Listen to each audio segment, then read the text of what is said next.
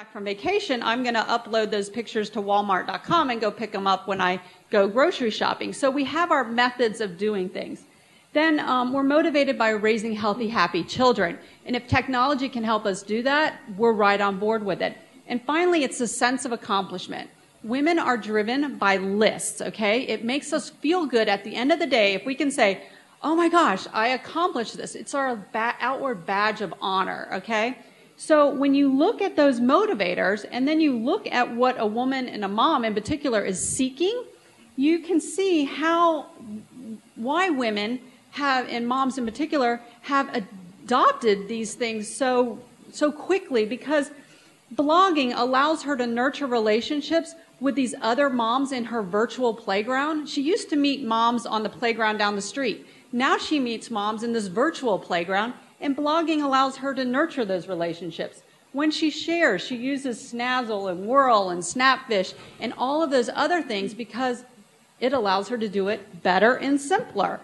She may create an ecosystem where she's podcasting, and now she's expanding her blog business into self-broadcasting.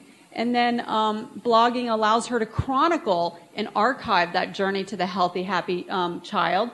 And finally, the sense of accomplishment. You know, she can kind of brag a little bit without really acting like she's bragging by putting it in her blog or creating, the reason why, let's say, like the Walmart 11 or the Logitech Mom Leagues, the reason why those things work in the mom world is because it allows a mom to add it to her resume, and it fulfills that motivation of accomplishment. You know what I'm doing has been validated by Intel or Logitech or Microsoft or whomever has embraced her as a consumer.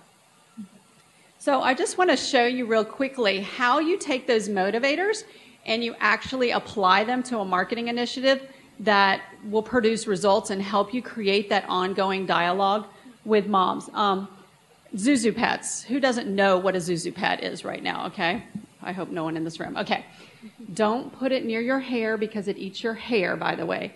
So Zuzu Pets. This was a startup company, dad, 2 daughters, who created a toy hamster, right? Not a huge marketing budget, but the idea was how could we get that out to moms and create a buzz about this $9 hamster? Well, one of the things that moms are motivated by in nurturing their relationships is getting to interact with other moms. They also like to have the first glimpse at things because, again, it shows that they kind of know something that someone else doesn't know, that sense of accomplishment.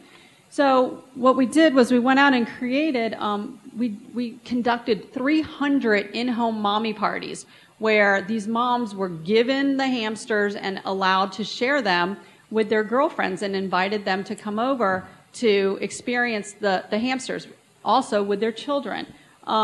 A Twitter party where they were all congregated online, and we created a platform where they could share. All leveraging, if you look at these initiatives, all leveraging those motivators. So we know what motivates them, so now we got to figure out how can we fulfill that motivation in the mom to make that connection and sell that piece of technology, even if it's a hamster. Okay.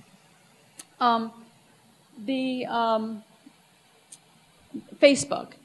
Facebook is successful because moms, it gives them an easy way to share. It also gives them an easy way to reconnect with those high school, the woman that was a high school cheerleader that they used to envy. Now it allows them to brag a little bit and check off that motivator of sense of accomplishment.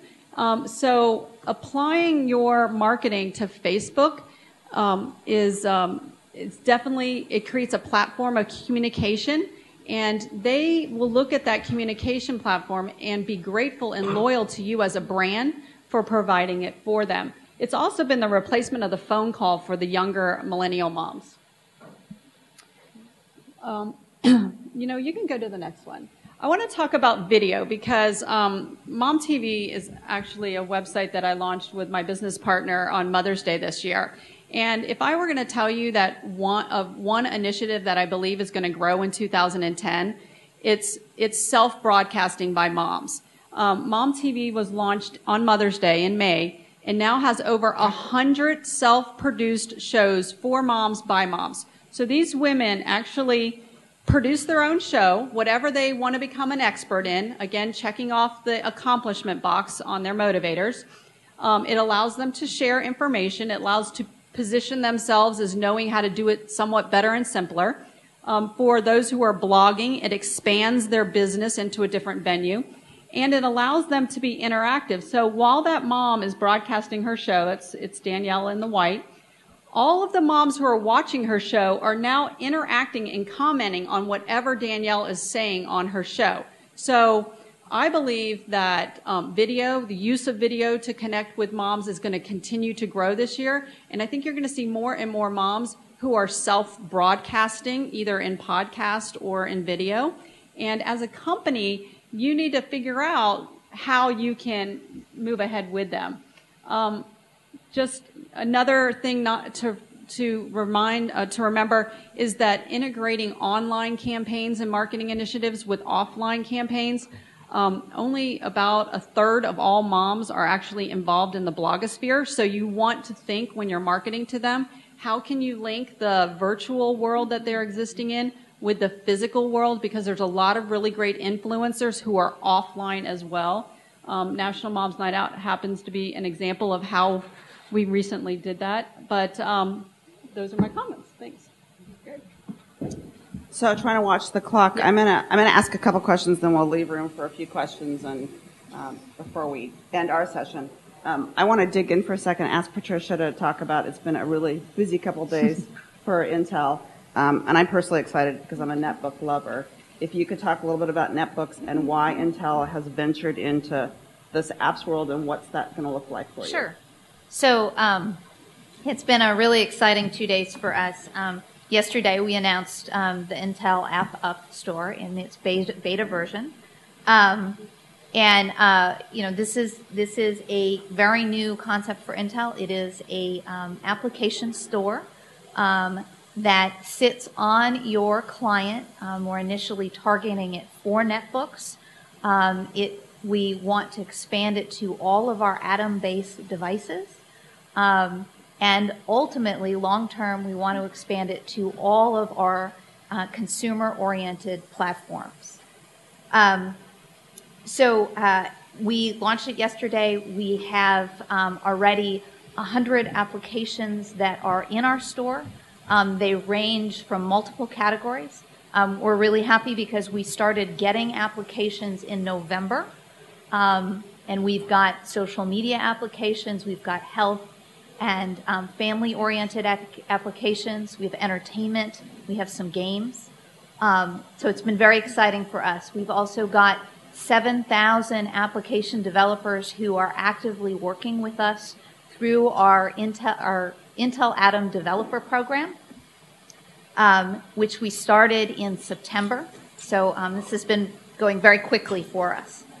But we have a vision here that what we want to ultimately do with this is create a place where we're collecting, consolidating, and validating applications so that for a mom who's on the go, who's doing what we call PC snacking in her quick bites on the PC, can go to one place and access exactly what she needs, and that ultimately she'll be able to access that application from her netbook and then from her Atom-based smartphone also, and use the same application and the same information. Is about getting into the applications, is it one of the things we've talked about, and in launching the Wii, it was something we paid a lot of close attention to, is about the intuitive nature of it. Can you just talk for a second about the ease of getting into that kind of technology? Obviously, netbooks are really easy to use. About getting that kind of application, how easy is that going to be? So, yeah, I mean, netbooks are very easy to use. If you've played with one, they turn on very quickly. We applied the same ease of use concept when we developed the store. Rather than it being an online store that you go on the internet and go find, it's actually a piece of software, and you download it onto your netbook or onto your Atom-based device, and it's there right on your desktop. And you open it up. You can purchase applications very easily. You can browse all the applications. Once you've purchased the applications, they're actually in the store for you, and they're icons on your